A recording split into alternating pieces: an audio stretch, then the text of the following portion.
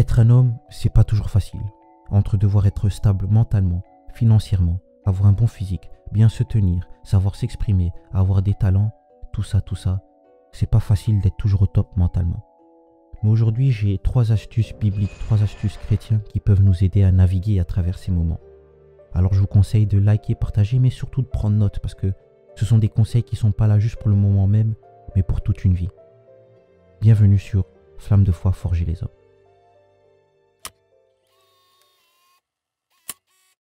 Première chose, apprends à te contenter du positif. Alors je sais ce que vous vous dites, bah oui, c'est normal de se contenter du positif, c'est logique de voir le positif comme une bonne chose. Eh ben non, c'est pas si évident que ça quand on y pense. Je vais vous donner un exemple. Ça vous est déjà arrivé de faire un dur travail, de travailler durement pour avoir une récompense financière à la fin. Peut-être gagner 100 €. Et puis à la dernière minute, vous vous rendez compte qu'en fait, vous pouviez gagner 150 € si vous aviez fait ça ailleurs ou d'une autre manière. Et puis bizarrement, les 100 € que vous avez gagnés ne deviennent plus synonymes de positif, mais synonymes de défaite. Parce que vous vous rendez compte que au lieu d'avoir 150 €, vous en avez reçu 100. Et au lieu de voir les 100 € comme un gain, vous voyez les 50 € pas gagnés comme une défaite. Je donne cette analogie-là, pourquoi? Parce que des fois, quand on voit qu'on pouvait gagner plus, on se rend compte que notre gain-là était minime. Et on commence à se dire que c'était une défaite, alors que c'est une erreur. En tant qu'homme, on doit se contenter de ce qu'on vit, parce que si on ne se contente jamais du positif, on n'avancera pas. Mais il y a un verset dans la Bible qui est très bon là-dessus, et je vais vous le lire. Il dit dans Philippiens chapitre 4, verset 8, « Au reste, frères, que tout ce qui est vrai, tout ce qui est honorable, tout ce qui est juste, tout ce qui est pur, tout ce qui est aimable, tout ce qui mérite l'approbation, ce qui est vertueux et digne de louange, soit l'objet de vos pensées. » Soit l'objet de vos pensées, c'est vraiment ça l'idée. Tout ce qui est bon, tout ce qui est honorable, mérite louange, aimable, doit être dans nos pensées. La première chose à laquelle on pense.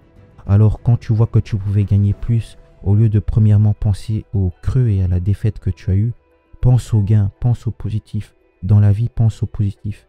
Arrête de voir ce que tu as raté, ce que tu as perdu, mais contente-toi de ce que tu as gagné.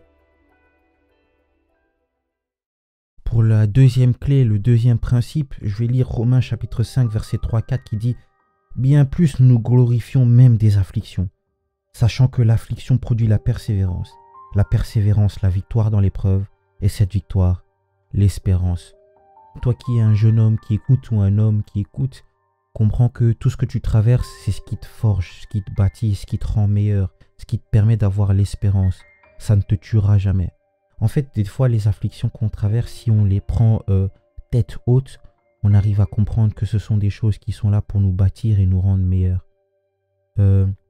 C'est aussi ça la foi chrétienne, c'est aussi accepter que on avance et ça ne sera pas toujours comme nous on le souhaite. Des fois, on a fait des projets et ça floppe misérablement. On a des idées et ça ne marche pas.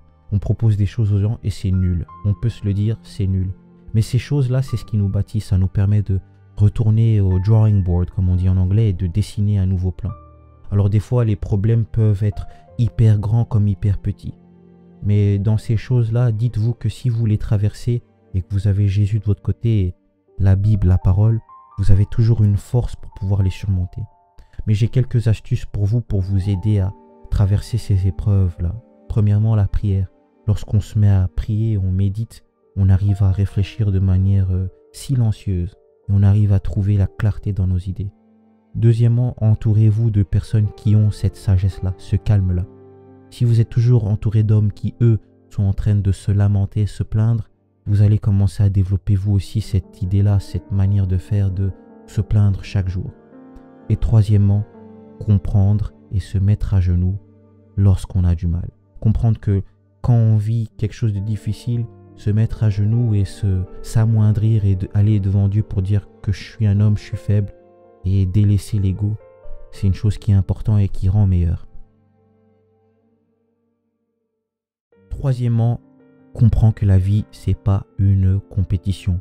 Il y a une phrase que j'apprécie beaucoup qui dit « La vie, c'est un marathon, pas un sprint. » Et il n'y a pas plus réel. Des fois, on est sur TikTok, on est sur Instagram et on voit des jeunes millionnaires, de jeunes entrepreneurs, de gens qui font des grandes choses et on vient se comparer à eux. On se dit « Ah, j'ai 22 ans et ce gars-là, il a 20 ans et il est millionnaire. Ah, j'ai 22 ans, cette personne-là, elle est en train de faire ceci, cela. Ah, cette personne, elle va se marier bientôt. Peu importe ce que vous essayez de faire vous-même, mais que vous voyez les autres réussir, comprenez que ça ne sert à rien de vous comparer à eux.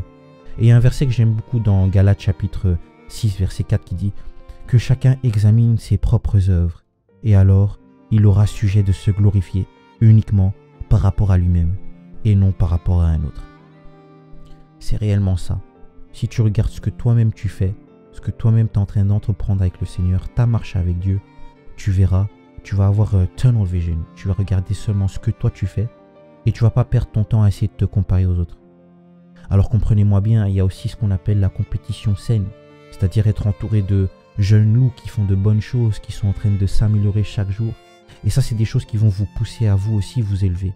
Vous voyez des jeunes bons dans la prière, qui ont des entreprises qui marchent, qui ont des relations saines qui marchent. Ça va vous dire, ah, moi aussi je dois essayer d'être comme ces gens-là. Mais sans envie, parce que l'envie, c'est ça qui tue un homme. La compétition saine, c'est bien, c'est ce qui aussi forge un homme. Mais essayer de se comparer à tous les autres, c'est ce qui crée des complexes.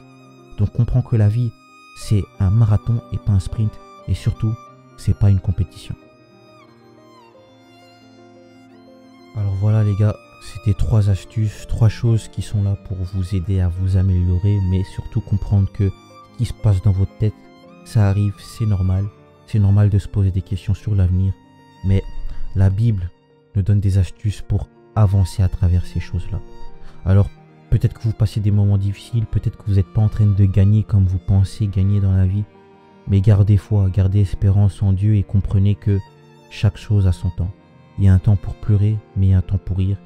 Et surtout, des fois, il y a un temps pour souffrir et un temps pour être en paix. Je vous souhaite la paix, je vous souhaite d'avancer, je vous souhaite d'être meilleur. Et on se retrouvera très bientôt sur Abraham TV avec une nouvelle vidéo de Flamme de foi, forger les hommes.